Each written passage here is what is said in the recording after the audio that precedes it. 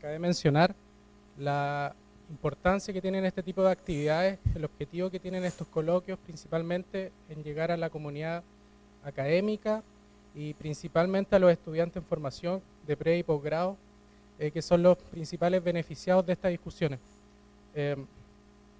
Con las charlas como el doctor Andrés Opaso, con quien vamos a discutir sobre sus investigaciones, las técnicas que realiza y la rigurosidad científica de su trabajo.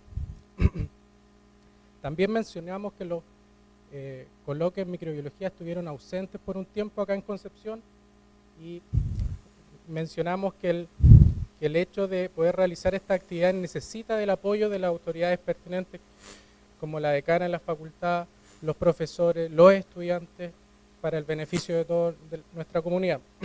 Como un caso particular, mencionar un evento que ocurrió que un profesor de una universidad de Colombia, de la Universidad de Cali, se contactó con el profesor Gerardo González y generaron lazos colaborativos luego de ver una charla de él en un coloquio de microbiología que fue transmitida vía streaming, ver la importancia y el impacto que tienen este tipo de actividades.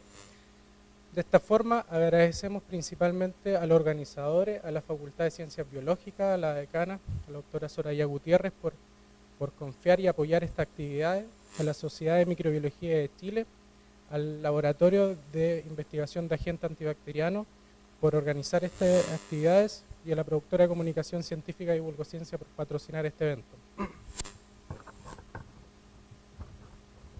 Para dar comienzo a esta charla, presentaremos al doctor Andrés Opaso. Andrés se tituló de bioquímico de la Facultad de Farmacia de la Universidad de Concepción en el año 2010. Luego estudió el magíster en Ciencias Mención Microbiología de esta universidad y con una investigación en el área de la resistencia a antibióticos en Acinetobacter baumannii. Él se fue a estudiar luego un doctorado a la Universidad de Edimburgo, en Reino Unido, en el cual realizó su tesis, que llevaba por nombre Mobiloma y resistencia a antibióticos en Acinetobacter baumannii. Actualmente es el investigador responsable del proyecto postdoctoral Evolución y caracterización molecular de la multiresistencia de Acinetobacter baumannii durante los últimos 20 años en Chile, proyecto que es desarrollado en el Laboratorio de Investigación de Agentes Antibacterianos. El doctor Opaso presenta diversas publicaciones en revistas de alto impacto como autor y coautor, colaborando con investigadores en el país, investigadores en el extranjero, siempre vinculados a su área de interés, que es la resistencia antibacteriana. Él ha presentado en diversos coloquios de sociedades científicas chilenas desde el año 2005 y en simposios internacionales en países como Italia, Grecia, España, Estados Unidos, entre otros. Este año la Sociedad Americana de Microbiología lo nombra embajador joven en Chile, embajador joven, lo cual está vinculado a su carrera como científico y a su currículum, que es de un gran nivel académico. De esta forma presentamos al doctor Andrés Opaso con su presentación Acinetobacter baumannii, resistencia a carbapenémicos en Chile entre los años 1990 y 2015. Andrés.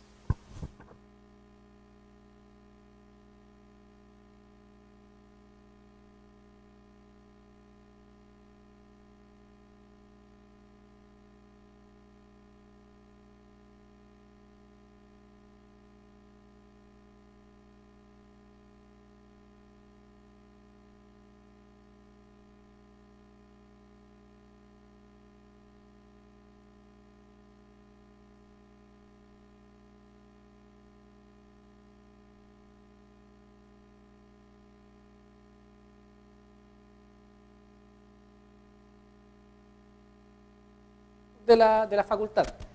Entonces, si no pueden asistir, pueden seguirlo online y esto además queda porque lo estamos haciendo a través de YouTube. Entonces va a quedar la grabación, el streaming, por si quieren ver la charla de nuevo, pues.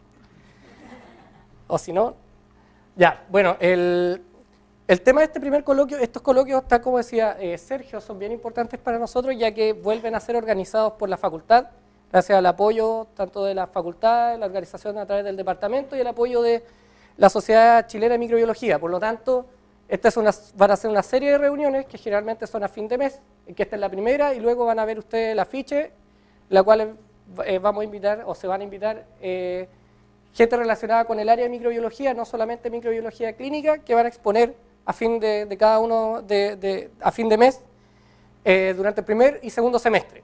Así que estén atentos para los próximos coloquios, ya que hay diferentes áreas, desde bioremediación hasta otros temas relacionados con microbiología. Y este tema que yo les voy a presentar hoy es parte del proyecto que estoy desarrollando en la facultad. Este proyecto tiene varias aristas y una de ellas es el tema de la resistencia a este grupo de antibióticos carbapenémicos en Acinetobacter baumannii, cual está definido como un microorganismo de alto impacto y alta relevancia a nivel mundial, a nivel clínico mundial. Y esto se relaciona principalmente con una publicación realizada o un llamado realizado por la Organización Mundial de la Salud el 27 de febrero de este año, en la cual se generó una lista de patógenos prioritarios resistentes a antibióticos, los cuales fueron divididos en 3 categorías principales: aquellos patógenos de prioridad crítica, elevada y prioridad media, en relación a la urgencia en la investigación sobre los mecanismos de resistencia en estos patógenos, además del desarrollo de, ojalá, nuevas moléculas antibióticas que tengan efecto para el tratamiento de infecciones complicadas causadas por estos microorganismos. Entonces, lo que ellos proponen es aumentar la investigación y desarrollo en la generación, por ejemplo, de nuevos fármacos dirigidos para el tratamiento de estos antibióticos, de estas bacterias.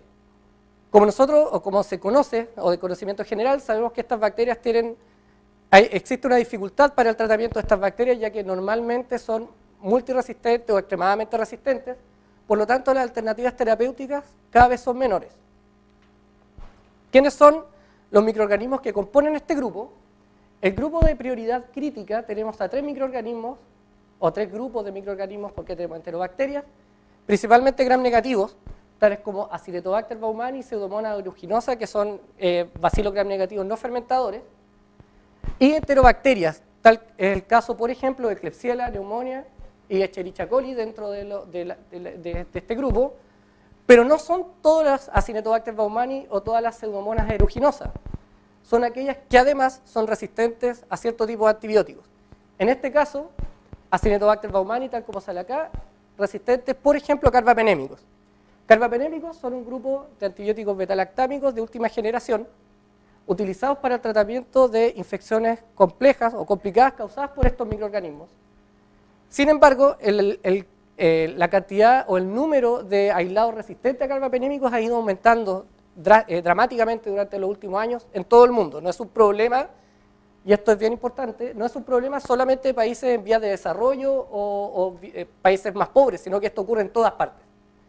Y enterobacterias, no solamente aquellas resistentes a carbapenémicos, sino además productoras de beta-lactamasa de espectro extendido.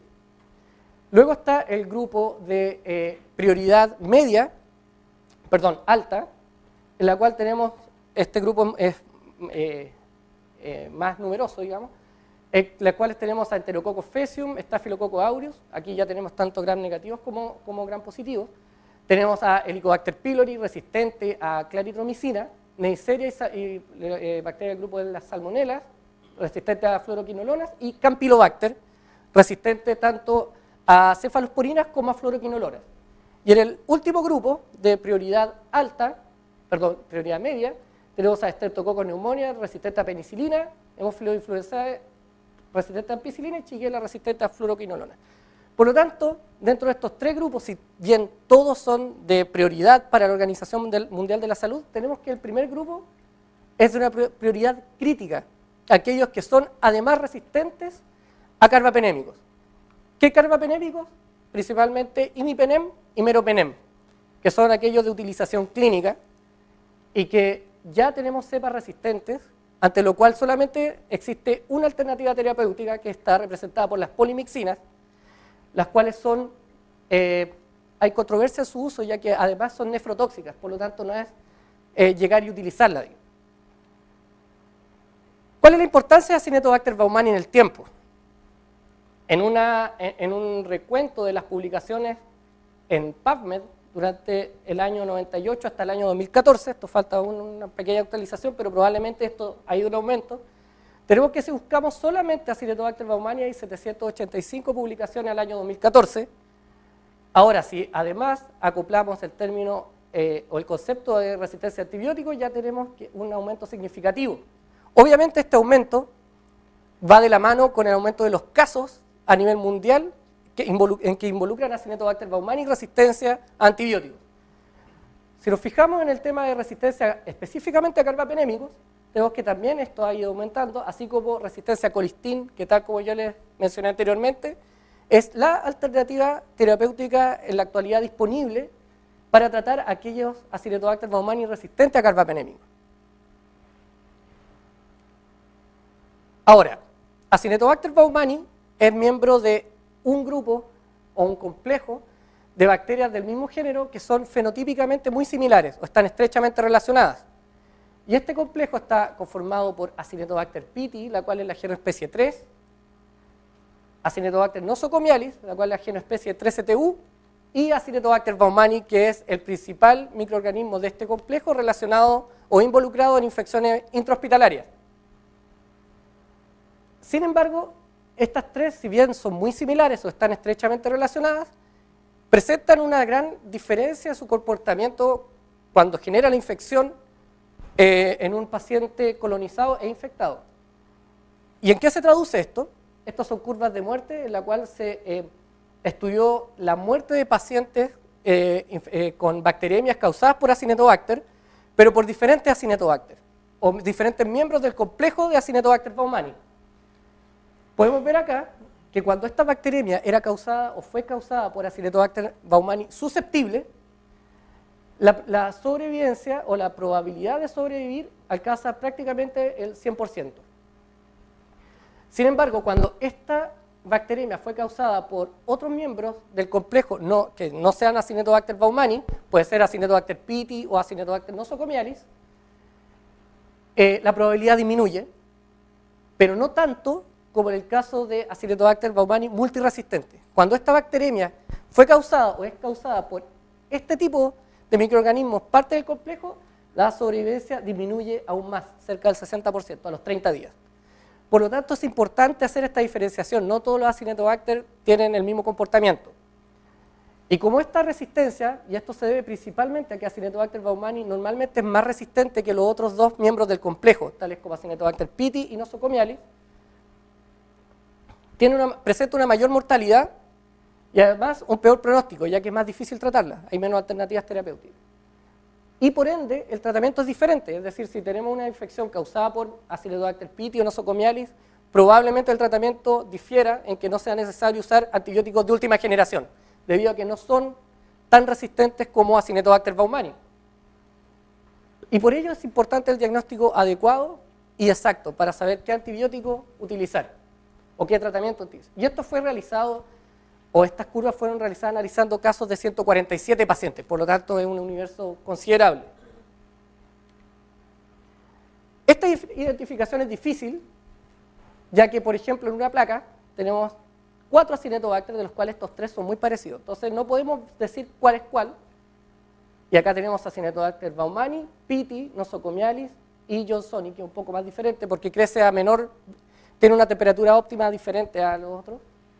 Por lo tanto, es difícil hacer esta diferenciación a nivel clínico, pero es importante debido a que, ya tal como mencioné anteriormente, Acinetobacter baumannii presenta mayores niveles y perfiles mayores de resistencia a antibióticos. ¿Cuáles son las características microbiológicas de Acinetobacter baumannii? Es que son Coccobacillus gram negativos. Acinetobacter baumannii es un poco difícil hacer su identificación si nosotros nos orientamos solamente por sus características microbiológicas. Al microscopio, por ejemplo, tinción de Gram, ya que son Coccobacillus gram negativos y hay veces que incluso salen como Gram variables. Por lo tanto, Coccobacillus gram variable no dice nada. Entonces, también se definen como aerobios estrictos, no son fermentadores de glucosa, no móviles, lo cual ya está un poco en debate, y oxidasa negativo. Esas son las principales características de Acinetobacter baumannii, o del género Acinetobacter. Acá tenemos una placa, ¿cierto?, que fue lo que les mostré anteriormente, y aquí se ven, esto es la tinción de Gram de un cultivo de Acinetobacter baumani.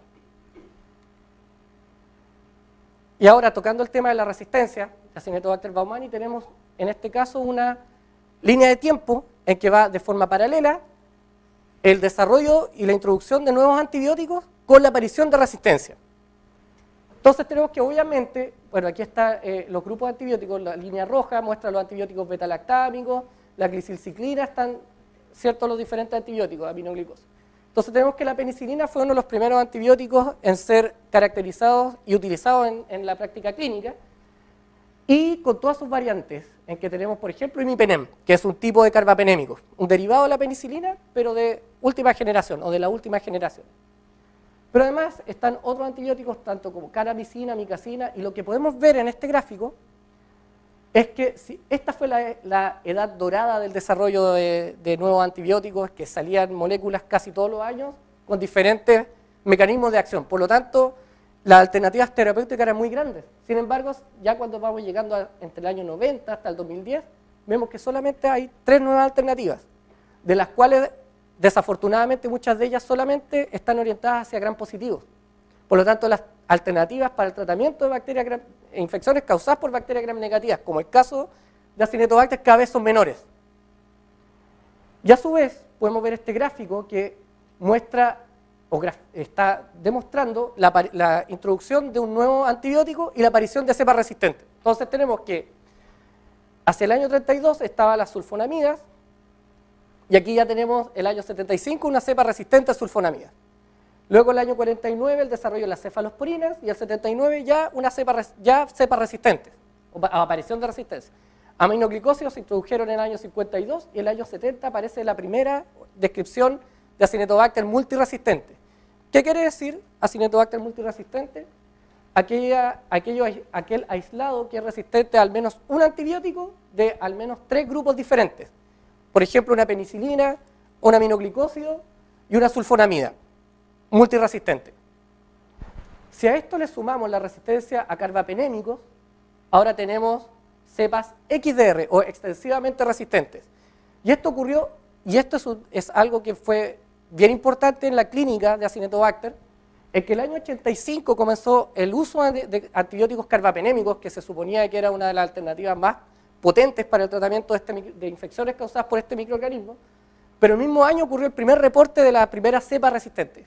Por lo tanto, cada vez iban respondiendo más rápido a los antibióticos que se han ido introduciendo en la práctica clínica. Y luego, al año 2007, ya tenemos la descripción de las primeras bacterias o aislados pan-resistentes. Esto quiere decir que no hay nada con las cuales tratar esta infección. Y esto no es algo que esté ajeno a nuestra realidad. De hecho, uno de los integrantes de nuestro laboratorio, que está haciendo el magíster en microbiología, a su vez también trabaja en el hospital regional, y él dice que ya en el hospital regional hay cepas resistentes a colistin. Es decir, cruzamos la calle y ya nos estamos enfrentando a esta realidad. Esto no está ocurriendo en Chile como en otros países de forma tan rápida, pero ya tenemos los primeros casos, por lo tanto, estamos llegando casi a la realidad que existía en la era preantibiótica, es decir, quedándonos sin alternativa terapéutica. Pero lo principal que tenemos nosotros, y que esta presentación se enfoca, es en este tipo de bacterias, resistente a carbapenémicos. La diseminación de bacterias resistentes a carbapenémicos, o los brotes causados por Acinetobacter baumani resistentes a carbapenémicos, han ocurrido o se han reportado en todo el mundo. Y estos brotes se dan principalmente, o se han ido caracterizando principalmente por la diseminación de clones o de complejos clonales exitosos. Es decir, muchos de ellos son resistentes y causan enfermedad. Y además son capaces de sobrevivir en ambientes adversos, de secación, por ejemplo, en el ambiente hospitalario durante largos periodos de tiempo. Y este gráfico es bien interesante porque muestra la diseminación de los principales clones de Acinetobacter a nivel mundial. Los principales originalmente se denominaban clon europeo 1, 2 y 3 porque fueron caracterizados primero en Europa, pero luego pasaron a llamarse clones mundiales 1, 2 y 3. Y hay hasta 8 clones mundiales y luego otros. Y Chile tiene una característica bien interesante. Incluso desde el punto de vista biológico o microbiológico somos una isla. No se han descrito los clones mundiales más prevalentes en Chile, pero sí se han descrito clones o linajes que podríamos llamar autóctonos, circulando solamente en nuestro medio. Y en esta publicación, ya tiene sus buenos años, digamos, año 2012, vemos que hasta la fecha están descritos solamente el clon 4, que no es de los 3 más prevalentes, y además descritos otros clones. Por lo tanto, nosotros tenemos una microbiología bien particular y que el trabajo que yo les voy a presentar va orientado en el fondo a tratar de caracterizar esta microbiología particular en nuestro país. Y esta caracterización, para tenerlo en cuenta, se hace a través de la caracterización de secuenciotipos, que luego voy a explicar en qué consiste la técnica. Ahora, desde el punto de vista del mecanismo de resistencia, Acinetobacter baumannii responde a todo. Es capaz de generar resistencia a beta-lactámico. Esta tabla yo la corté porque era una tabla inmensa con la resistencia a antibiótica diferente a antibióticos. Y principalmente puse beta-lactámicos, ya que es uno de los grupos más importantes para el tratamiento de infecciones causadas por este microorganismo. Tenemos que tiene una gran variedad de mecanismos de resistencia, no solamente enzimáticos, es decir, no solamente degradación del antibiótico, sino que también existe la pérdida de porinas, lo cual evita el ingreso del antibiótico al sitio blanco, así como bombas de expulsión y alteración del sitio blanco. Y tenemos que dentro de las carbapenemasas, que son aquellas enzimas que degradan carbapenémicos, existe una gran variedad. Sin embargo, aquellas del tipo OXA son las de mayor prevalencia y son originadas en el género Acinetobacter. Es decir, son enzimas propias. ¿Y qué sucede en el caso de cuando tenemos esta enzima OXA? ¿Cómo cambia el perfil? Los signos más es la resistencia, es decir, cuando tenemos OXA, resistencia a piperacilina, por ejemplo, pero tenemos acá imipenem y meropenem, y otorga resistencia a los dos carbapenémicos. De ahí el impacto de la presencia de esta enzima, es decir, una enzima presente en Acinetobacter otorga resistencia a una gran variedad de antibióticos beta-lactámicos, los cuales quedan fuera de las alternativas terapéuticas. ¿Cómo funcionan estas enzimas? Esto es súper importante, ya que Acinetobacter baumannii en su cromosoma, todos los Acinetobacter baumannii tienen la enzima tipo OXA51. Esta enzima es una enzima que no otorga resistencia cuando se expresa a niveles basales, pero es potencialmente activa frente a carbapenémico. ¿Y de qué depende? Depende de la presencia de una secuencia de inserción, que son elementos genéticos móviles, río arriba del gen. Cuando esta secuencia de inserción se posiciona río arriba del gen, se produce un aumento en la expresión de OXA51, las cuales van al espacio periplásmico e hidrolizan el antibiótico. Esto tiene una gran importancia desde el punto de vista clínico, porque esto indica de que todos los Acinetobacter baumannii son potencialmente resistentes a carbapenémicos. Lo único que necesitan es que se movilice una secuencia de inserción para sobreexpresar el gen y luego ser resistente. Pero a su vez existen enzimas codificadas en plásmidos, los cuales son incorporados a la bacteria, y dentro de estas enzimas tenemos a OXA23, OXA24, el grupo, que hay varios miembros dentro de cada grupo, varios alelos, OXA58 y OXA143 que realizan lo mismo. Se ha documentado de que estos mecanismos son excluyentes, es decir, si una tiene OXA23 no tiene ninguna otra carbapenemasa, ni tampoco el constructo entre la secuencia de inserción y OXA51. Y esto es importante en Chile porque nosotros detectamos hace alrededor de 10 años atrás que las primeras cepas resistentes a carbapenémicos en nuestro país aparecieron alrededor desde el año 2005 en adelante. Y la prevalencia era principalmente, o el mecanismo era principalmente la presencia de OXA58. Sin embargo, tal como les voy a mostrar más adelante, esto ha sufrido un cambio y ha sido reemplazado principalmente por OXA23, lo cual tiene un impacto en clínica porque la eficacia catalítica de OXA23 es mayor en comparación con OXA58. Por lo tanto, la adquisición de OXA23 otorga mayores niveles de resistencia que lo que otorgaba al principio OXA58. En las infecciones asociadas a la atención en salud en nuestro país, de acuerdo a este informe de vigilancia del año 2014, que es uno de los últimos que están disponibles en la página del Ministerio de Salud, tenemos que Acinetobacter baumannii sí está involucrado en infecciones asociadas a la atención en salud, como es el caso de neumonía en pacientes con ventilación mecánica, el cual es el segundo agente etiológico, vamos a ver acá, y en el caso de neumonía asociada a ventilación mecánica en adultos, es el principal agente etiológico. Es decir, un adulto llega al hospital, le ponen un catéter, ventilación mecánica, el catéter tenía Acinetobacter baumannii y se infectó, le produjo una neumonía. Y muchas veces esta neumonía es causada por aislados multiresistentes, por lo tanto el tratamiento cada vez más difícil. Y además tenemos otros no fermentadores, Bacillus gram negativos no fermentadores, tales como Pseudomonas, por ejemplo, y también es un agente etiológico relacionado a ventilación mecánica, pero en neonatos, una menor prevalencia. Pero esto es lo principal, o su principal impacto a nivel nacional, neumonía asociada a ventilación mecánica. ¿Y cuál es la realidad de la resistencia a carbapenémicos en Chile? Y aquí hay una serie de resultados bien diferentes, pero de acuerdo a esta publicación, el doctor Jaime Labarca del año 2016, se reporta que en Chile no estamos tan mal si nos comparamos con los otros países de Latinoamérica, de acuerdo a esta publicación, porque esto depende de cada hospital. Hay hospitales que tienen mucho Acinetobacter, otros hospitales que casi no tienen y no es un problema para ellos. Entonces, si esos hospitales no mandaron muestras, probablemente estos valores no reflejan la realidad local. De acuerdo a esto, nuestros valores no están tan mal, ya que la resistencia a imipenem, que es A y meropenem B, está alrededor del 25% de la cepa, lo cual dista bastante de, por ejemplo, casos como en Argentina tienen alrededor del 80% de resistencia a carbapenémicos en Acinetobacter. Entonces podríamos pensar que no estamos tan mal, pero lo que hay que poner aquí, el factor que es importante destacar, es que tal como les mencionaba, hay hospitales que tienen mucho y hospitales que no tienen mucho. Entonces esto es más que nada enfocado a la epidemiología local o a la microbiología de cada hospital.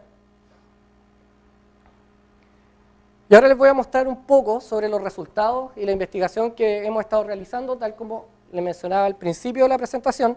Esto es solamente una parte del trabajo que estamos desarrollando en el proyecto postdoctoral. El proyecto está compuesto por otras partes también, tales como resistencia a otro grupo de antibióticos, un poco también análisis de epidemiología local y global, así como también ensayos de virulencia, de virulencia de Acinetobacter baumannii. Pero en el caso específico de resistencia a carbapenémicos, el cual fue destacado por la Organización Mundial de la Salud, nosotros tenemos la suerte en el laboratorio de tener un cepario grande, en el cual tenemos cepas desde los años 90 hasta el día de hoy. Por lo tanto, tenemos la chance de hacer una comparación sobre cuáles eran los perfiles de resistencia y las características de aquellas cepas aisladas a principios de los 90 y ahora. Esto solamente está enfocado hasta el 2015, porque cuando postulamos al proyecto fue hace 2 años atrás, entonces no podíamos poner, pero hasta el día de hoy tenemos más cepas, las cuales ya las estamos incorporando en el trabajo de tesistas, y tanto de pre y posgrado, como para tratar de ver esto, sobre todo enfocándonos en la resistencia a colistin, ya que la resistencia a carbapenémicos prácticamente todas lo son. Y para esto hemos estudiado una colección de 92 cepas de Acinetobacter, aisladas desde diferentes ciudades, hospitales presentes en diferentes ciudades, que tenemos una de Iquique, por ejemplo, 8 de La Serena, y la gran mayoría vienen de Santiago, Temuco, Talca y Concepción. Tenemos de Los Ángeles. Nos gustaría tener un poquito más tenemos unas cepas de Antofagasta, pero no las hemos incorporado porque esas llegaron después de la formulación del proyecto. Y se han logrado ciertas publicaciones con los Acinetobacter de Antofagasta y son, digamos, ya los carbapenémicos prácticamente no tienen actividad. Entonces esta es la colección de cepas, las cuales obviamente llegan como Acinetobacter especie, pero no sabemos cuál es como miembro del complejo. Puede ser baumannii o no ser baumannii. ¿Y cuáles son las metodologías que hemos utilizado hasta el momento? Estas 92 cepas primero fueron identificadas, y esto supone una complicación, ya que la identificación microbiológica fenotípica clásica no sirve. Un baumannii, un nosocomialis, piti van a dar lo mismo. Así que esto lo hicimos a través de técnicas moleculares, PCR principalmente, también el análisis de los perfiles de susceptibilidad, análisis de la epidemiología local, presencia de carbapenemasas y epidemiología global. Primero, la identificación la hicimos a través, o se ha hecho, lo rutinario que tenemos es a través de PCR múltiple, propuesto por Chen y colaboradores ya el año 2007. Si bien tiene varios años esta metodología, aún sirve y funciona súper bien. En que se amplifican dos genes o dos regiones en el cromosoma de Acinetobacter. Una de estas es la región intergénica que separa el gen del 16S y 23S, que es específico para la especie Acinetobacter baumannii. Y otra zona que es específico para el género Acinetobacter, es decir, todos los Acinetobacter van a dar, que es el gen REC-A. Y se obtienen dos productos de amplificación, uno de 208 pares de base y otro de 425, que solamente lo vemos en el carril 2, esto es el paper de ellos. Entonces dice que el fragmento amplificado corresponde a Acinetobacter baumannii, que tiene este amplicón de 208 pares de base. Todos los demás eran Acinetobacter no baumannii. La susceptibilidad antibiótica la hemos estudiado con las metodologías tradicionales, propuestas sobre todo, propuestas principalmente por la CLCI, que consiste en la difusión en agar, un antibiograma clásico, y la técnica de dilución en agar, ya que esta es una técnica cualitativa para ver a cuántos antibióticos resistentes, y esta es una técnica cuantitativa para poder saber a qué nivel o a qué concentración de antibiótico es susceptible la bacteria. Y esto es lo que se conoce como dilución en agar. Para los estudios de epidemiología local, utilizamos una técnica que es la técnica clásica, el gold standard para este tipo de determinaciones, la cual consiste en, o se denomina electroforesis en campo pulsado, que consiste en, a partir de un cultivo puro de Acinetobacter o de una bacteria, esta se genera una suspensión en agarosa, se generan bloques de agarosa con las bacterias dentro de este bloque. Luego se eliminan todos los componentes celulares para dejar solamente el ADN en este bloque de agarosa, y este ADN se somete a la restricción con una enzima de restricción de corte infrecuente, lo cual va a generar un patrón de bandeo característico para un clon en especial. Y se somete a esta electroforesis en campo pulsado para luego analizar los datos principalmente a través de este software llamado Bionumerics. Esto toma alrededor de 3 días, así que es una técnica bastante laboriosa, pero al día de hoy todavía sigue siendo considerada como el gold standard para hacer estudios de epidemiología local. ¿Y por qué local? Porque aquí solamente estamos tomando las cepas, por ejemplo, de un hospital y las sometemos a electroforesis en campo pulsado, a esta técnica. Pero no tenemos la chance de comparar con, por ejemplo, aquellos clones que aparecieron en Brasil, en Argentina, ya que esta técnica es muy operador dependiente, por lo tanto no existe una base de datos en que uno diga, ah, tengo el mismo perfil que lo que encontraron en Corea, por ejemplo. Y para eso, aquí hay un error, era global, se propone esta técnica que es la técnica denominada Multilocus Sequence Typing o MLST, en la cual consiste en amplificar 7 genes diferentes, que son genes housekeeping, es decir, todas las bacterias lo tienen para poder funcionar, se secuencian las 7 y luego se comparan con la base de datos que existe gratis en la red.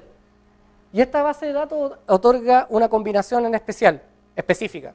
Es decir, si tiene el alelo 2, 3, 1, 1, 4, 4, 3, esto se denomina el secuenciotipo 239. De esta forma es como se caracterizan los aislados para saber si pertenecen a los complejos clonales de mayor prevalencia a nivel mundial. Pero nosotros, para hacerlo de una manera más rápida y económicamente más viable, realizamos una técnica en que está basada en un solo gen, denominada Single Locus Base Typing, lo cual tiene una alta correlación con el MLST, tal como se ve en este caso. En este caso, un trabajo del año 2014, en la cual se compara esta técnica utilizando un solo gen con la técnica que utiliza 7 genes. Y acá tenemos los 7 genes que se usan para Acinetobacter baumannii, para hacer este MLST. Al secuenciar esto, si da la combinación 2, 2, 2, 2, 2, todo 2, corresponde al complejo clonal 2. Si esto da 1, pero acá 5, 1, 1, complejo clonal 1. Y el 1, 2 y 3 son los de mayor diseminación a nivel mundial y son complejos clonales resistentes. Y luego hay otros complejos clonales menos prevalentes que tienen otras combinaciones de alelos, pero lo interesante de este trabajo es que Purnaras y colaboradores lo que hicieron fue comparar el alelo de OXA51 y relacionarlo con un complejo clonal en especial o en específico. Por ejemplo, el complejo clonal 2, el alelo de OXA51 que presenta es OXA66. El complejo clonal 1 es OXA69, complejo clonal 3, OXA71 y así. Cada complejo clonal de los 8 de mayor prevalencia tiene o está asociado a un alelo en específico de OXA51. Y esto es una herramienta bien importante porque nosotros en el laboratorio lo que hemos hecho es solamente secuenciar esto, OXA51, y con eso saber si es que nuestros aislados pertenecen o no a los complejos clonales de mayor prevalencia a nivel mundial. Y ahora sí podemos hacer epidemiología global. Ya pasamos de la epidemiología local a la epidemiología global. Esta era global. Acá para destacar de que cada complejo clonal está asociado con un alelo en específico.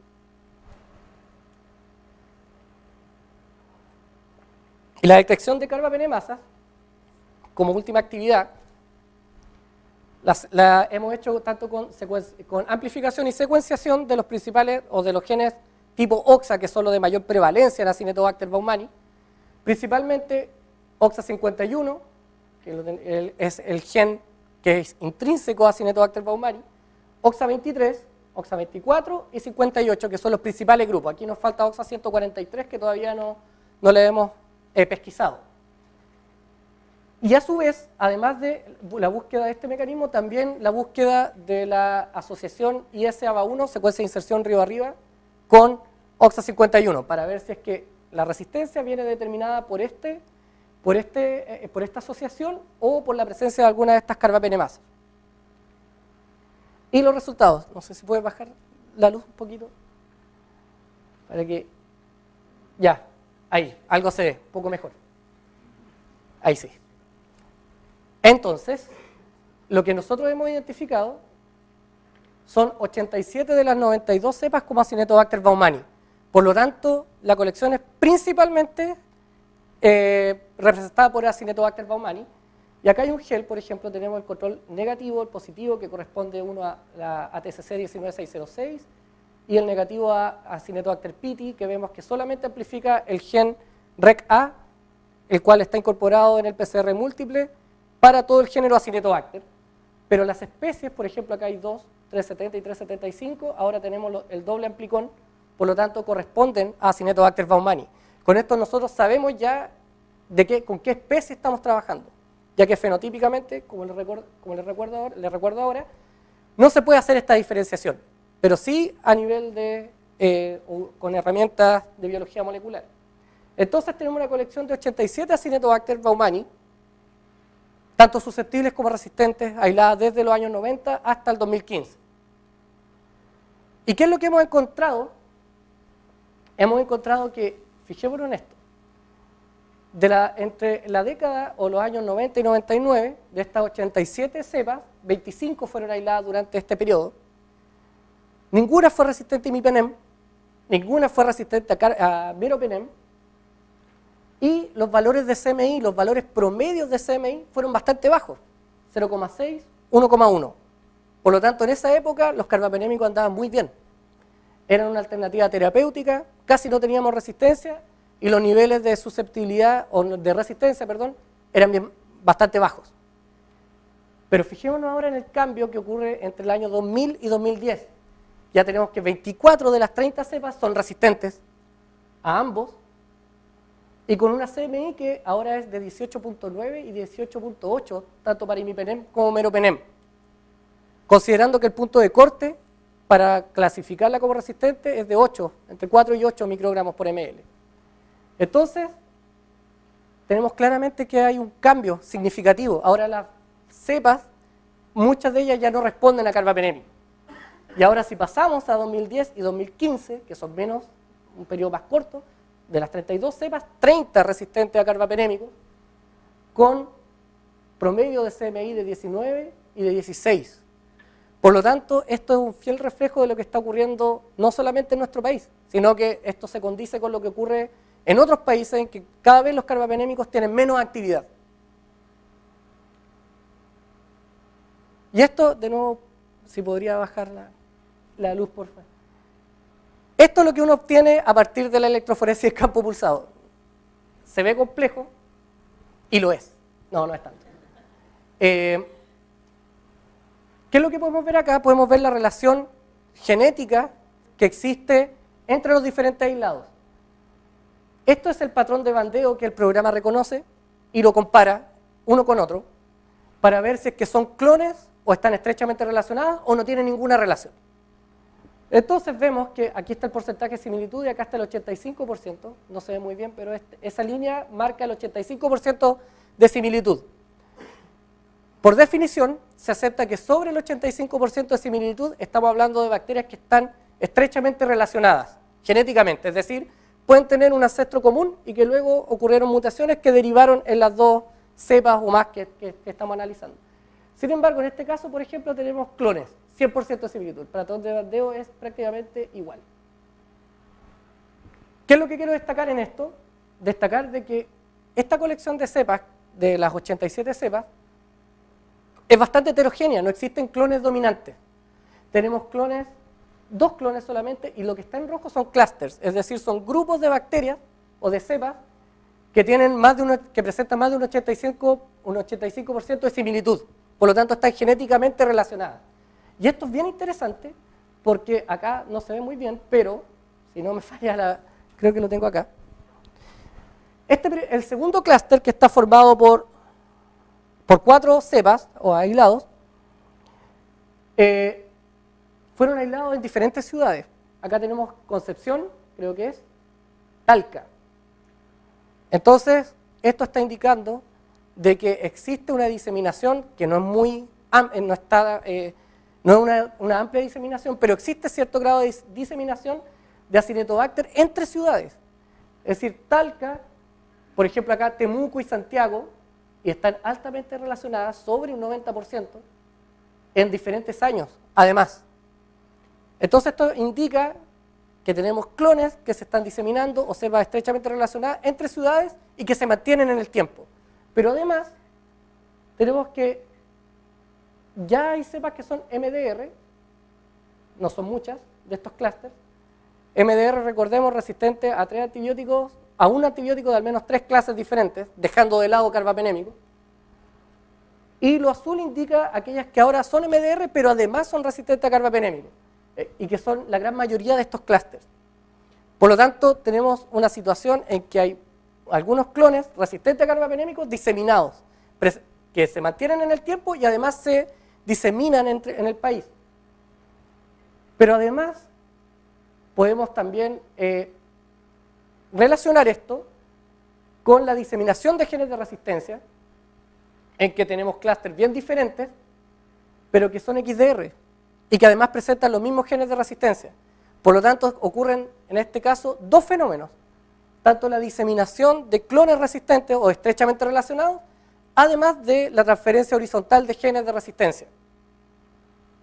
Y un proceso bien dinámico. Y algo que es interesante es lo que tenemos acá. Tenemos Valparaíso, Concepción, Santiago.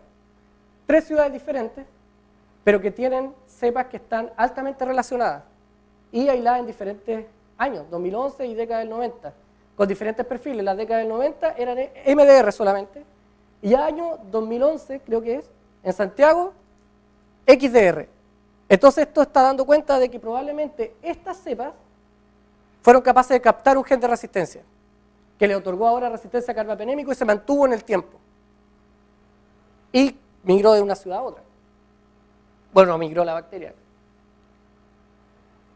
Y en el caso de la epidemiología global, cuando nosotros comparamos con los clones circulantes a nivel mundial de mayor prevalencia, tenemos que nuestros resultados se apoyan o se relacionan bastante bien con los resultados que mostré en la introducción, en que los alelos de OXA51 presentes en nuestras cepas o en las cepas de Chile, principalmente tenemos OXA67, que no está asociado con ningún complejo clonal de mayor prevalencia a nivel mundial.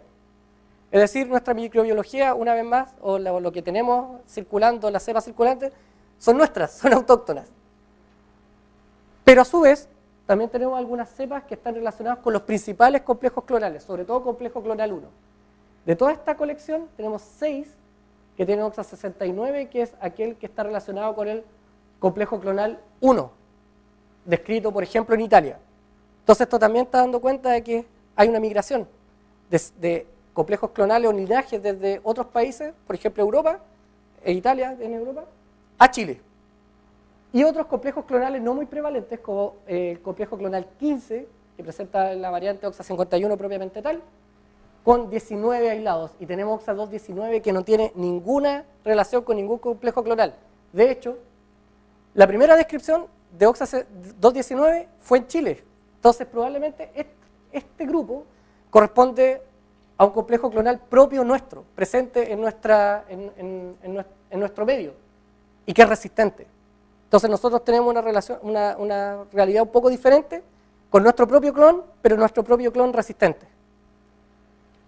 Y finalmente, aquí se me anduvo desconfigurando un poquito.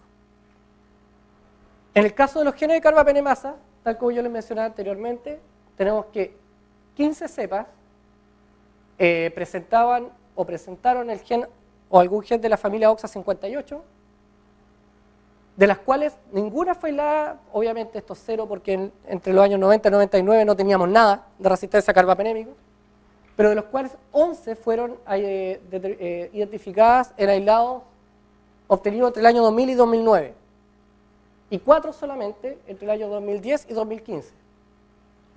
Y aquí hubo un cambio que fue lo que yo les mencionaba al principio, en que OXA58, ahora que pasamos a la otra década, fue disminuyendo, pero OXA23 fue aumentando. Y esto tiene una cierta relación, tal como yo mencionaba al principio, en que se define que OXA23 tiene una mayor eficacia catalítica, por lo tanto, los valores de CMI que otorga son mayores. Y esto lo podemos ver acá, en que la media geométrica de la CMI para imipenem, cuando tenemos OXA58 fue de 17.9 y para meropenem, que se me escapó ahí, es de 16. Pero cuando está presente OXA23, la media geométrica aumenta. Este valor aumenta a 40 y a 33,8. Por lo tanto, el impacto de la presencia de OXA23 es mucho mayor que si tenemos OXA58, el cual aún sigue siendo mayor que si tenemos la asociación IS de la secuencia de inserción con OXA51, en que este mecanismo se ha identificado solamente en las cepas obtenidas después del 2010, sin embargo, la media geométrica es menor. Esto podría ser, entre comillas, un buen indicador, ya que si este es el mecanismo de resistencia prevalente, ha ido disminuyendo. Sin embargo, aquellas cepas que presentan OXA23 al día de hoy son prevalentes. Y eso lo digo porque, si bien esto no está incluido acá, pero en el estudio de la gente de Antofagasta, en el hospital regional, ellos sacaron una publicación con las cepas propias que tienen ellos, y lo principal que tenían es OXA23.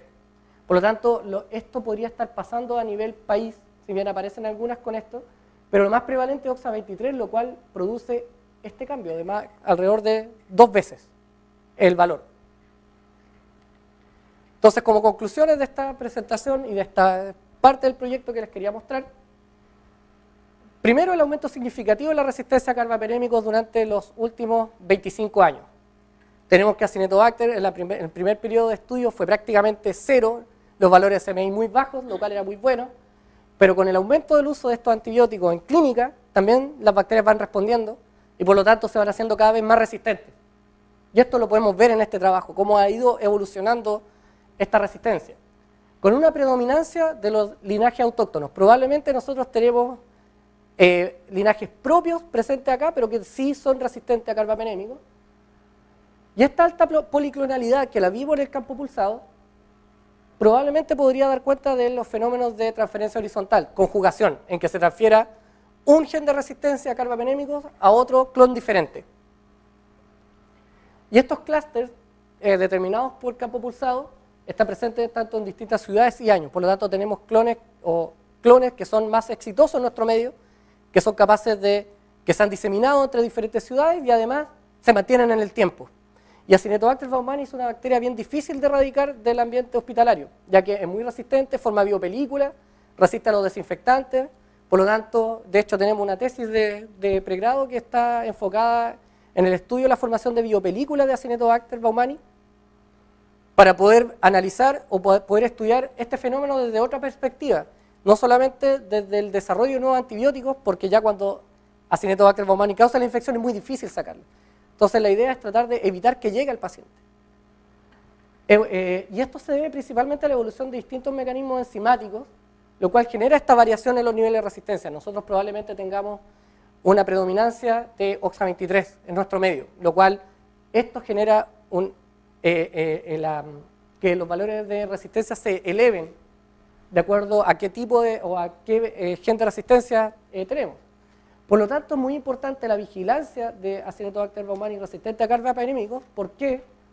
Porque si son resistentes a carbapenémicos y tenemos mucho, la última alternativa terapéutica que queda es colistin, de las cuales ya hay cepas resistentes, y si tenemos cepas resistentes a colistin, tenemos cepas clasificadas como pan resistentes, y ya ahí no hay nada que hacer. Es decir, una infección causada por una bacteria PDR resistente a colistin, no hay alternativa más que, por ejemplo, algunas asociaciones de antibióticos que a lo mejor puedan funcionar, pero son de un muy mal pronóstico.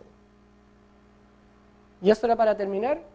Nada más agradecer al Laboratorio de Investigación en Agentes Antibacterianos, donde me encuentro como investigador postdoctoral, realizando este proyecto, ejecutando este proyecto, a Fondesit, que es la gente que da la plata para este proyecto, con este proyecto postdoctoral, y bueno, a la facultad, que es donde estamos desarrollando, la facultad y el departamento donde desarrolla esta investigación, y también por el apoyo para la organización de esta actividad, de este coloquio. Así que muchas gracias por su atención.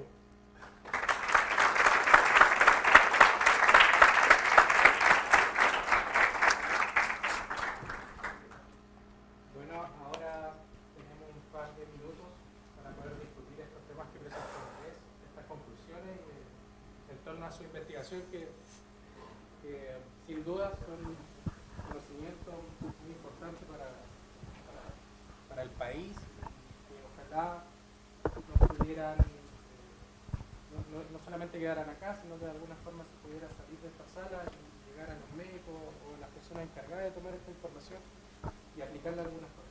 Hay un micrófono disponible para las personas que quieran hacer sus preguntas, comentarios, sugerencias. ¿O ese mismo? Y este mismo. Está prendido. Ahí sí. Repito. Así que por favor, adelante, pueden hacer sus preguntas. Me gustaría saber si ustedes, con la experiencia que tienen y los años que tienen esta cepa, se han percatado o existe la posibilidad de que algunas cepas cambien su perfil de resistencia. ¿En qué sentido? Que yo he visto, por ejemplo, con cepas nuestras, tanto de Lactobacillus como de Helicobacter, que cepas que teníamos de años anteriores, 5 o 10 años atrás, le volvemos a hacer su perfil de resistencia y han variado. Entonces quisiera saber si las cepas que ustedes han mantenido por tanto tiempo han visto algún cambio en su perfil. Bueno, nosotros cuando la hemos analizado, normalmente conserva su perfil de resistencia. No hemos visto esta variación. Lo que sí hemos visto, y que puede ser una pequeña luz de esperanza, es que las cepas actuales, que son resistentes a carbapenémicos, siguen siéndolo, pero la susceptibilidad a otro grupo, que son los aminoglicósidos, ha aumentado. Es decir, hay algunas que sí son más susceptibles a aminoglicósidos. Pero como carbapenémico es como la última alternativa que se usa mucho en clínica, se enfoca más hacia ese lado. Pero normalmente cuando probamos los perfiles de resistencia y volvemos a intentar con las cepas antiguas, siguen dando el mismo patrón. No ha habido prácticamente un cambio, pero es interesante y eso lo enlazo con una de las conclusiones que tú sacabas, que la transferencia horizontal estaría siendo mediada por conjugación. ¿Y qué tal la transducción en esta cepa? Claro, podría ocurrir, pero generalmente los plásmidos, o sea, los genes de resistencia a carbapenémicos están codificados o descritos a nivel plasmídico. ¿No hay ningún flaco implicado en eso? Podría estar involucrado. Hay pocos trabajos al respecto sobre la influencia de fagos en esto, porque generalmente estos genes de resistencia están insertos en estructuras genéticas grandes. Entonces, la estructura genética completa es la que se moviliza, por ejemplo, dentro de un plasmio o incluso dentro de tramposones. Tienen la estructura, muchos de ellos, de tramposones, incluso dentro de integrones o relacionados con secuencias de inserción. Acá, más que el tema de fagos, es la influencia de las secuencias de inserción en la transmisión. Las secuencias de inserción son claves en la movilización y expresión, más que el caso de fagos, por ejemplo. Ya, porque yo había, bueno, las cepas de Acinetobacter, algunas son también frecuente aislamiento acuático, todo eso, Sí. y ahí el rol de los fagos, Eso es interesante es porque lejos más importante. Acinetobacter baumani, como tal, como especie, hace muchos años atrás se definía como una especie muy ubicua, es decir, suelo, agua. Luego con las técnicas moleculares se identificó de que aquellas que eran ambientales no eran baumani, eran muy parecidas, pero no eran baumani. Y muchos de los genes de resistencia presentes en baumani, por ejemplo, OXA23, es originaria de Acinetobacter radio resistens, que nosotros lo hemos recuperado de la Antártica. Por lo tanto, muchos de los genes de resistencia presentes en baumani tienen un origen en géneros de Acinetobacter, pero ambientales. Por lo tanto, puede existir que haya, no se sabe muy bien cómo pasó el ambiente al hospitalario, pero no son originarias de baumani, muchos de estos genes de resistencia. Y una curiosidad nada más, por último, con respecto al gen REC-A, ¿qué codifica y por qué sería tan como específico? Parece que era de género o de especie, no recuerdo. De género. De género. Sí. Bueno, el REC-A es el gen de una recombinasa. Por eso mismo me llama la atención. O sea, todos tienen la recombinasa. Ya. Lo que pasa es que para el género Acinetobacter tiene una secuencia específica que varía con otros. Por lo tanto, los primers están diseñados solamente para alinear en las partes que son diferentes con las otras especies, porque todas tienen recombinasa en el Por eso fondo. me llamaba la atención, Sí. yo dije, ¿qué De hecho, ese trabajo es bien interesante porque ellos hacen un análisis de muchas secuencias presentes en la base de datos para poder generar estos partidores. Y el tema, es que ahí Alexis podría hablar al respecto. Entonces es interesante porque es una herramienta muy buena para poder identificar con qué especie estamos trabajando. Y eso es porque los primers alinean solamente las zonas que varían y que son exclusivas de Acinetobacter. Esas variantes son exclusivas de Acinetobacter. No, sí, me llamaba la atención porque es un gen tan común que sea tan específico. Y bueno, la zona ITS también está presente. Entonces ellos solamente buscaron las zonas hipervariables. Y esta zona hipervariable, es decir, esta zona hipervariable es igual en todos los baumani, en todos los Acinetobacter. Entonces ahí apuntaron a la generación de los primers. Perfecto, muchas gracias. ¿Alguien más tiene alguna pregunta? Allá, Jorge. Buenas tardes. ¿Existen antecedentes de cómo se ha desplazado la resistencia dentro del país? ¿Dentro de nuestro país? Sí. No. No. Lo que normalmente se maneja son como datos generales de los valores de resistencia solamente. O sea, la mayor cantidad de datos disponibles son datos clínicos, números, estadísticas. Dice, bueno, nuestro hospital tiene tanta susceptibilidad a carbapenémico, cuál es la incidencia de Acinetobacter, de infecciones causadas, pero no existe estudios más acabados, sobre todo con herramientas moleculares, como para poder estudiar esta diseminación, porque es bien interesante, porque pasamos desde el norte, ciudades bien distantes, Santiago, Concepción, Valparaíso, y que han ido aislados, estrechamente relacionados, circulando.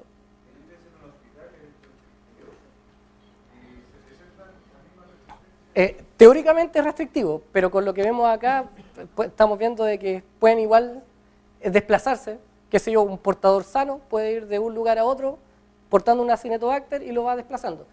Y eso es principalmente debido a que Acinetobacter, tal como mencionaba en la presentación, presenta una alta capacidad para resistir a la desecación, por ejemplo, y formar biopelícula. Entonces, de hecho, hay estudios en los cuales son capaces de mantener Acinetobacter viable durante 3 meses en una superficie, qué sé yo, inanimada. Entonces, durante 3 meses potencialmente diseminable y luego puede colonizar otros lugares.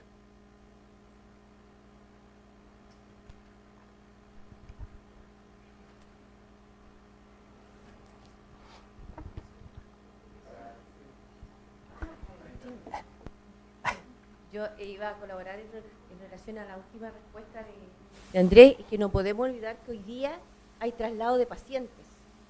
Entonces, eso, digamos, está contribuyendo también a la diseminación de los microorganismos. Desafortunadamente, en nuestro país no tenemos todavía, digamos, las condiciones para que, si estos pacientes llegan a este nuevo hospital, se pudiera tener una zona, digamos, de aislamiento donde se pudiera ver si vienen o no colonizados con bacterias resistentes y que no están presentes en ese hospital. Así es afuera. En Estados Unidos, un paciente que se traslada de un hospital a otro permanece en una sala de aislamiento hasta que se corrobora que no trae ningún microorganismo que vaya como a alterar la microbiota de ese hospital.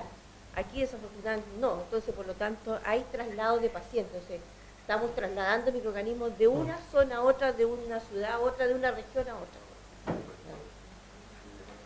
Entonces por eso es que podemos encontrar y los resultados demuestran que, y esto que estamos viendo con Acinetobacter, lo hemos visto con Klebsiella, que también, digamos, hay bacterias que están en Concepción, que están en Santiago, que están en Valparaíso, que son las mismas. Exacto.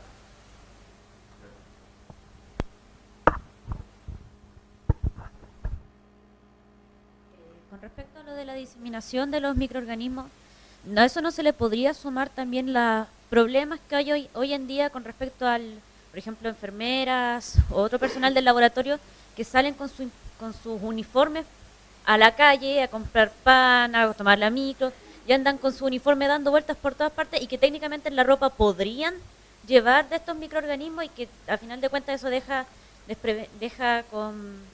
a las personas, a toda la población más propensa para poder infectarse básicamente con estos microorganismos?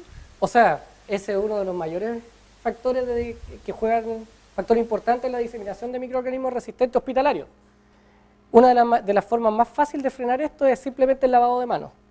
Pero, por ejemplo, hay un estudio de una tesis de, no me acuerdo qué universidad, pero en Estados Unidos, en que determinan de que la mayor cantidad de bacterias presentes en el personal médico está en las corbatas de los médicos.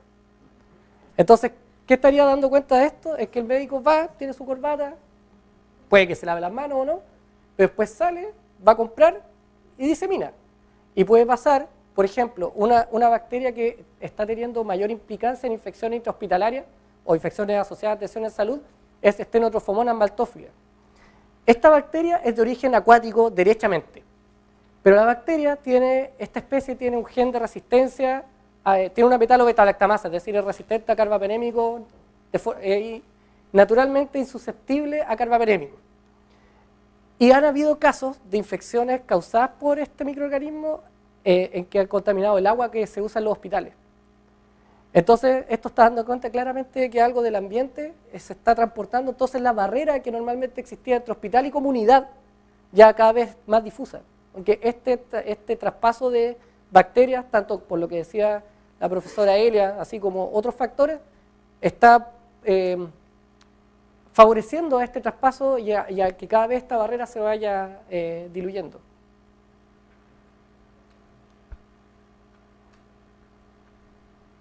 Por acá hay otra pregunta.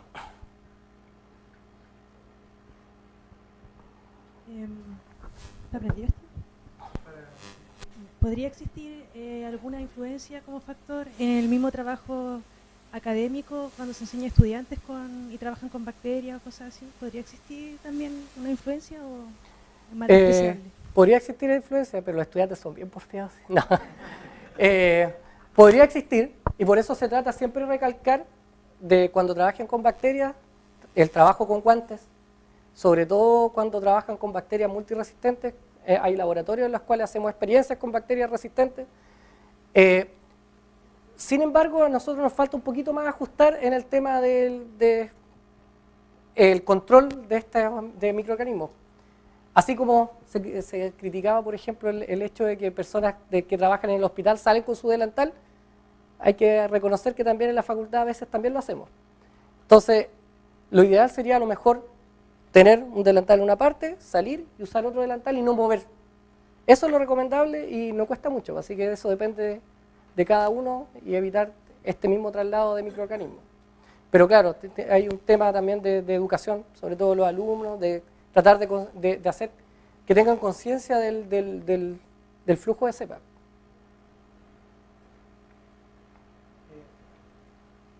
sé si podría explicar un poco más, porque yo no entiendo, no sé muy bien algunos mecanismos de resistencia asociados a los carbapenenos. Pero en este sentido, ellos también utilizan el mismo mecanismo de resistencia para las penicilinas generales.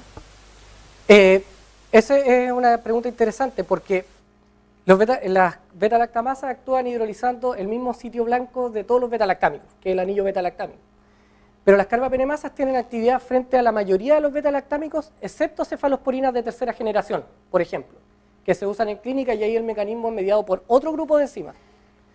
Pero sí, los carbapenémicos no solamente hidrolizan, las carbapenemasas no solamente hidrolizan carbapenémicos, sino que también otras familias de beta-lactámicos.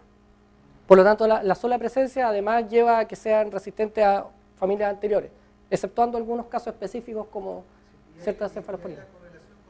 ¿A otros tipos de antibióticos, de otros mecanismos, se ha visto eso? De otros grupos, por ejemplo, de otros grupos.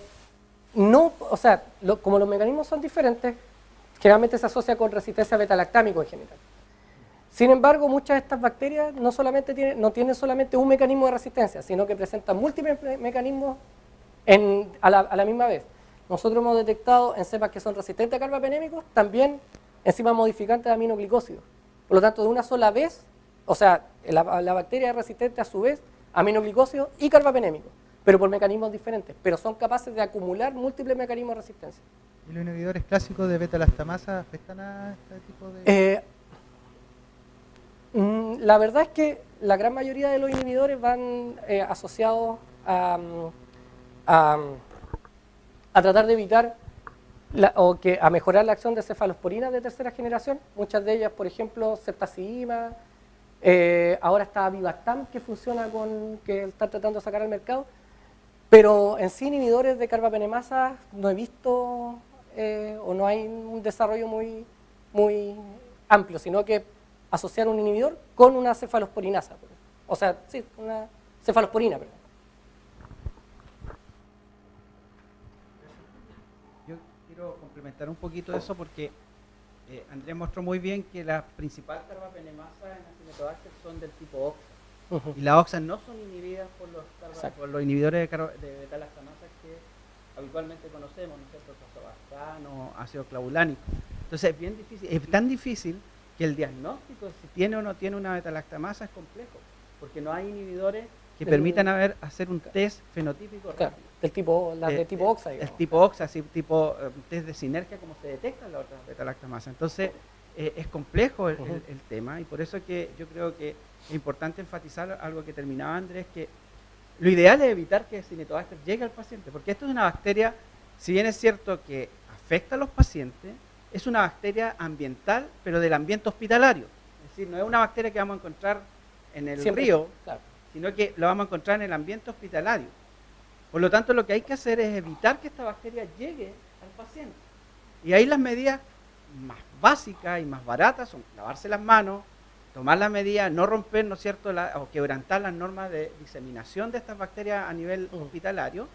Y lo otro importante es que la investigación también se centre en buscar algunos biocidas que sean más efectivos que los que actualmente se usan, como cloro o algunos compuestos de amonio cuaternario, y que tengan acción sobre la inhibición de biopelículas. Porque estas bacterias tienen, la gran ventaja que tienen es que forman biopelículas, se adhieren fuertemente a superficie inanimada, entonces no basta ponerle un poquito de cloro, porque vamos a eliminar la parte más externa de la biopelícula, pero va a permanecer un remanente que es difícil de erradicar. Y ahí esos se están constantemente entonces alimentando y diseminando. Entonces yo creo que por ahí va un poco el lineamiento y por eso es que es importante seguir estudiando no solamente la resistencia, sino que otros aspectos de esta bacteria. Y en ese sentido, Andrés, ¿cuál es la visión que ustedes ven de parte como de la autoridad médica sobre estos temas, como buscar una educación preventiva o llevar la investigación hacia nuevas terapias o un mix, o realmente se ven como atados de mano frente a este tipo de conocimiento? Sí, bueno, en ese sentido es un poco complejo porque la idea de nosotros sería ojalá poder llegar con este tipo de mensaje a la mayor cantidad de gente que trabaja en clínica. En fondo, nos hemos encontrado con hospitales que sí quieren colaborar y si están interesados en que colaboremos para hacer un análisis de sus propias bacterias que tienen en su hospital, generando brotes, con la finalidad de después poder hacer esto de tomar medidas de contención, principalmente orientado a eso, es decir, tomar el modelo que la profesora Elia decía, de en caso de que haya un paciente colonizado con la infección, aislarlo y tener todo el tratamiento, pero hay que considerar que también que para eso se necesitan medios y lugares especiales y no todos los hospitales lo tienen. En el fondo la idea sería tratar de generar esto, de generar conciencia sobre el problema y ojalá que algunos por ahí se interesen en el tema como para poder mejorar su registro y de infecciones. Ahora, hay que tener claro que tal como decía el profesor Gerardo, estas bacterias son del ambiente hospitalario, por lo tanto nunca las vamos a sacar. Lo que sí podemos hacer es controlarlas, evitar que por ejemplo haya un brote y esté disparado en un hospital y que se mantenga en el tiempo. Sino que si aparecen, decir, apareció, ¿qué podemos hacer? Aislemos al paciente, mejoremos las medidas de contención, lavado de manos, correcta desinfección, para poder volver a bajar y probablemente esto después en el tiempo va a volver a aumentar y volver a hacer lo mismo. Le damos las gracias a Andrés nuevamente y le damos un fuerte aplauso. Agradecemos por su participación en este primer coloquio, además de invitarlo a los próximos, los que vienen van a estar siendo informados a través de la página web de la Facultad de Ciencias Biológicas y otros medios, y invitarlos a pasar ahora a tomar un